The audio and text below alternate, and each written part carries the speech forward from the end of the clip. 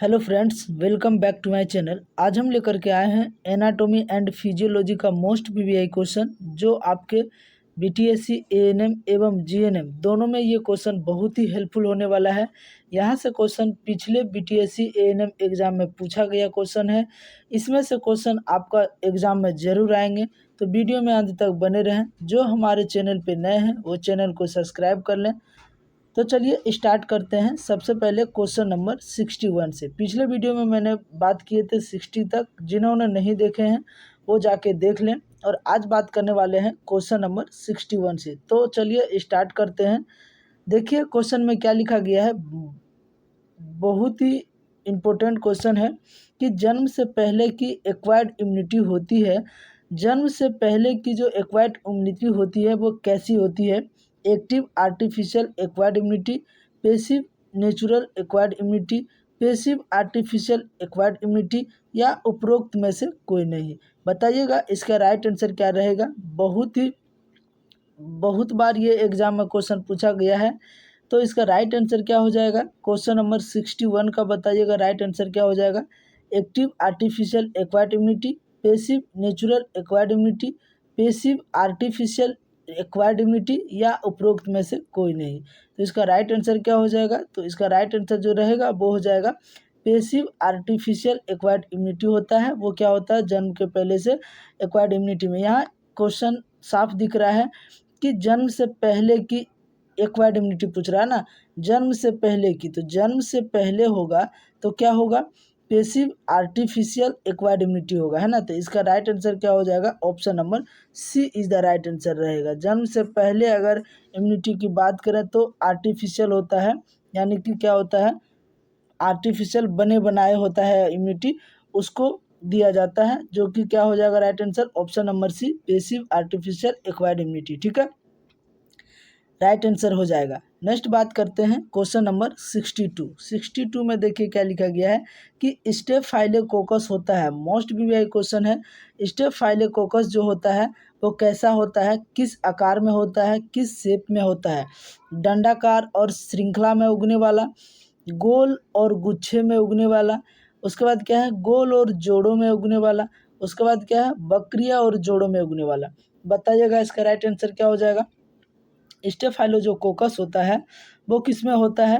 तो वो होता है गोल और गुच्छे में उगने वाला, यानी कि जैसे अंगूर नहीं होता है, अंगूर जैसा होता है, गुच्छे में होता है।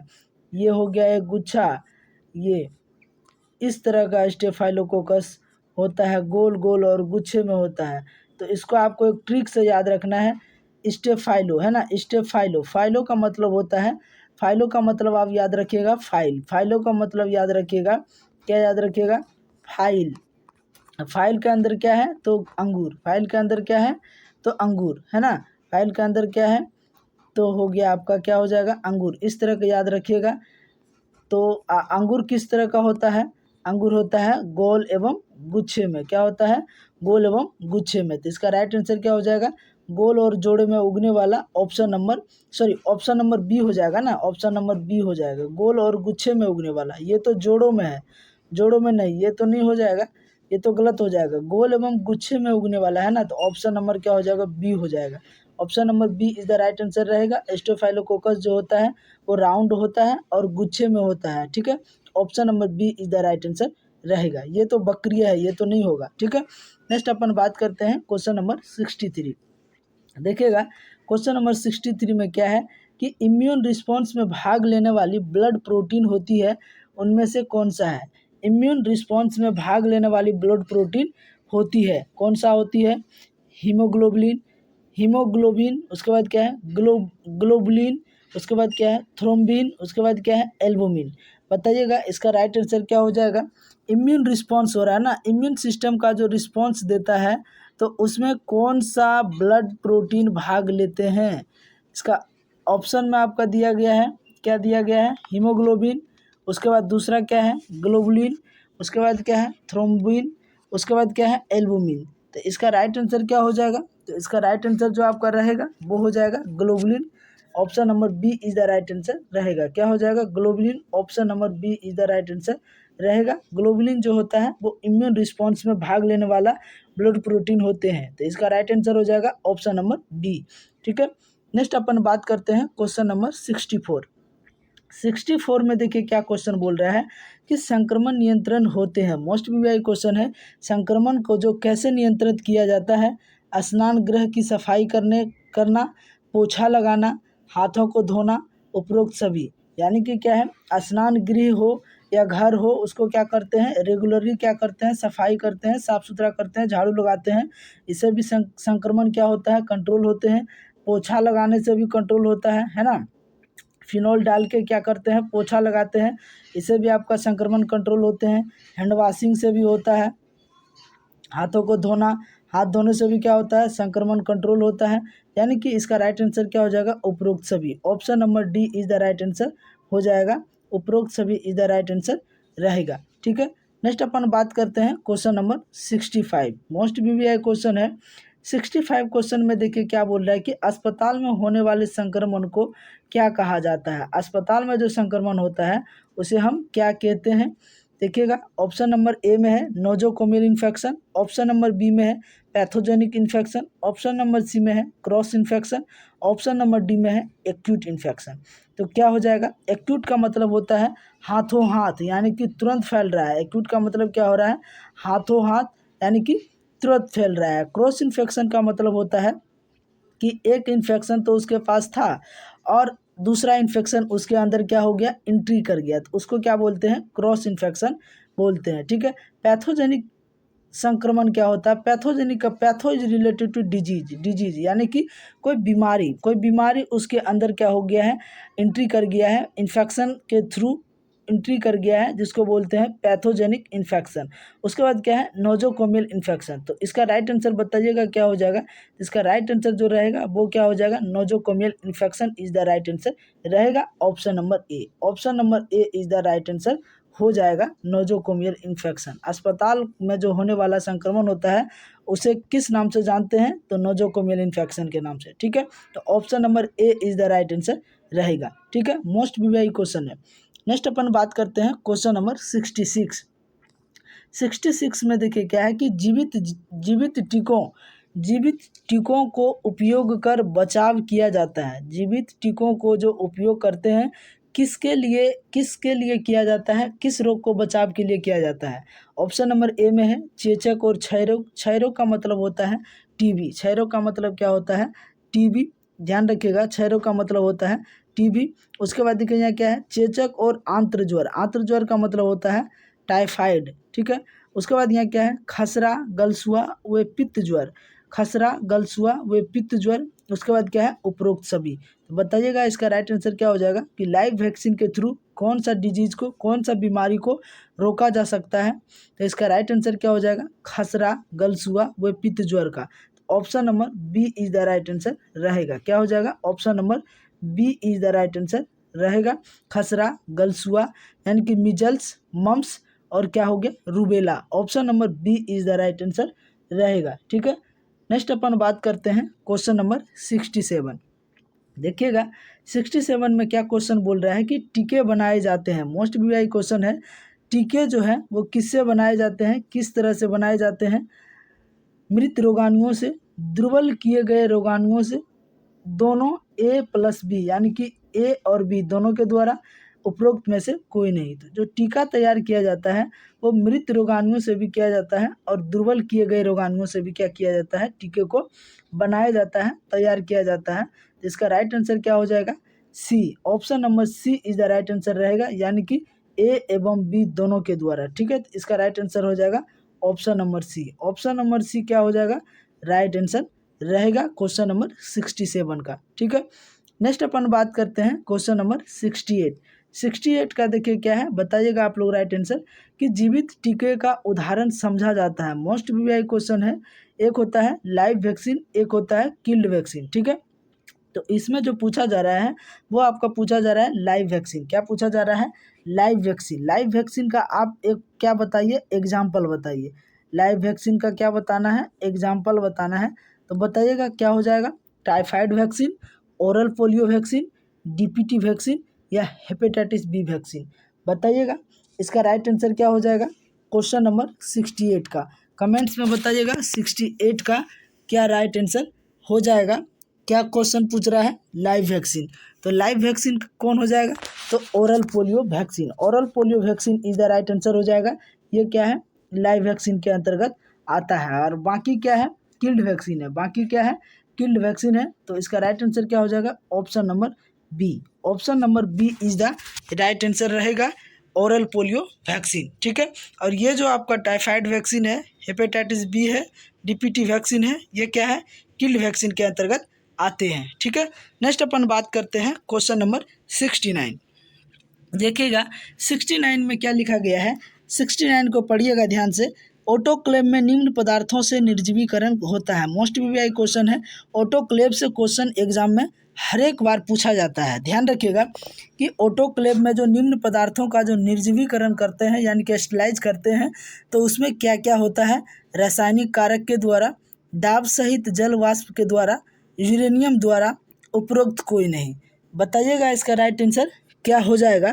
तो इसका राइट आंसर जो रहेगा वो क्या होता है, उसमें क्या किया जाता है, एक तो उसमें दाब रहता है, क्या रहता है दाब रहता है, प्रेशर रहता है। उसके बाद क्या होता है जल होता है वाष्प के द्वारा। ऑटोक्लेव में जो टेम्परेचर रहता है वो कितना होता है, तो टेम्परेचर जो ऑटोक्लेव में रहता है लिख लीजिएगा, टेम्परेचर जो होता है वो कितना होता है 121 डिग्री सेल्सियस, 121 डिग्री सेल्सियस पे क्या किया जाता है वाष्प किया जाता है।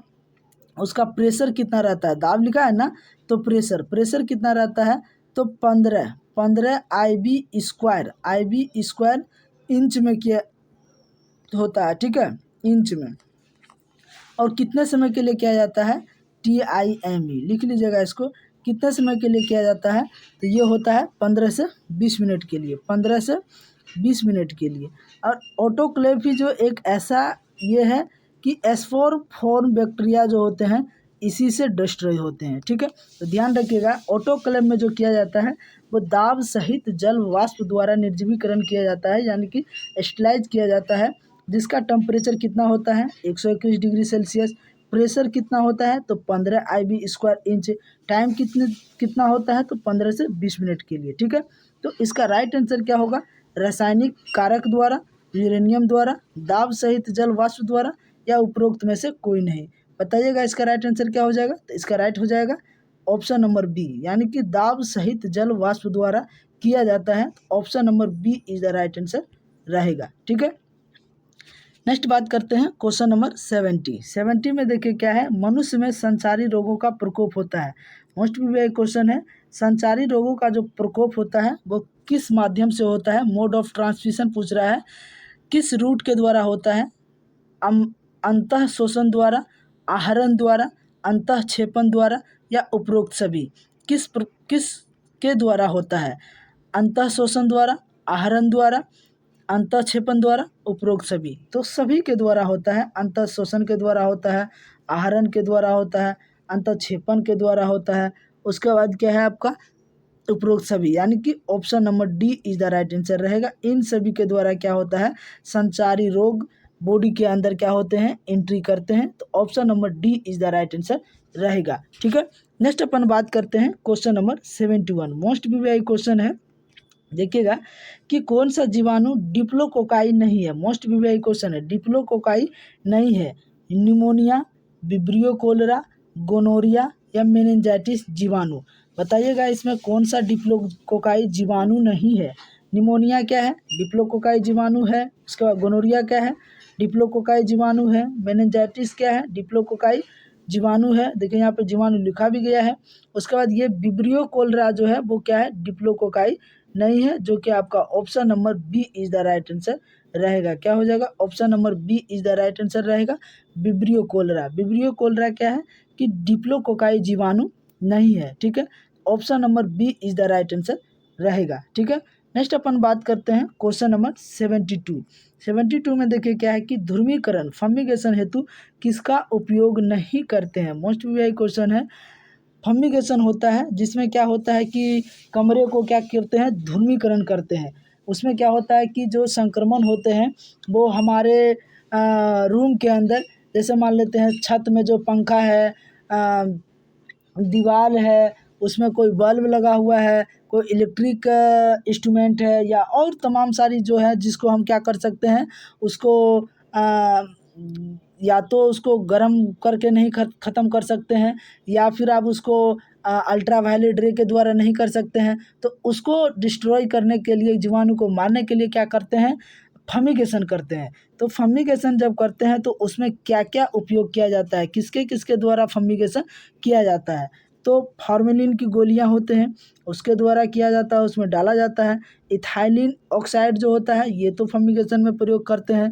फॉर्मल्डिहाइड गैस जो है ये भी फमिगेशन में उपयोग करते हैं। तो अल्ट्रा वायलेट रे जो होता है, यानी कि जो किरणें होती है, सनलाइट किरणें होती है, उसको क्या करते हैं, फमिगेशन में प्रयोग नहीं होता है। तो इसका राइट आंसर क्या हो जाएगा, option number A. Option number A is the right answer रहेगा, अल्ट्रा वायलेट किरणें। ठीक है, फॉर्मेलिन की गोलियां हो जाएगा।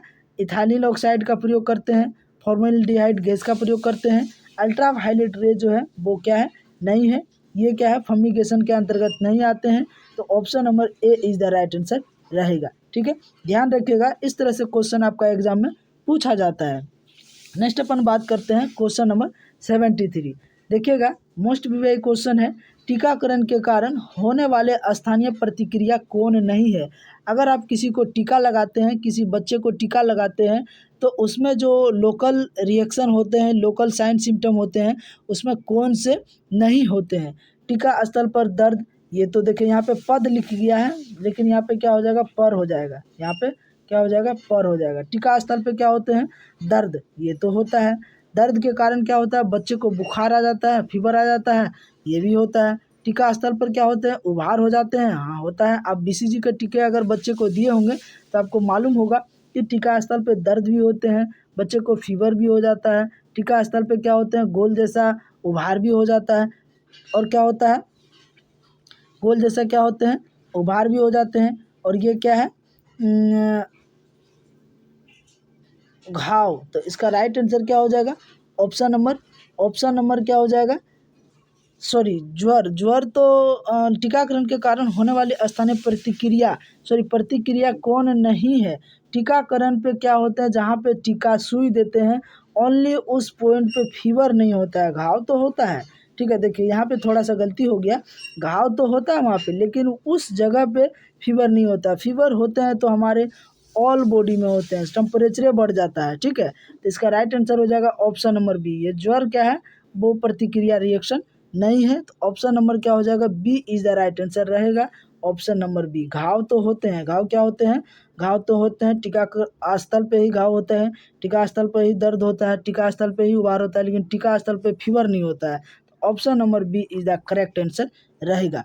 ठीक है, नेक्स्ट अपन बात करते हैं क्वेश्चन नंबर 74। क्वेश्चन नंबर 74 में देखिए क्या है कि रोगाणुओं की वृद्धि के लिए सबसे अच्छा वातावरण होता है।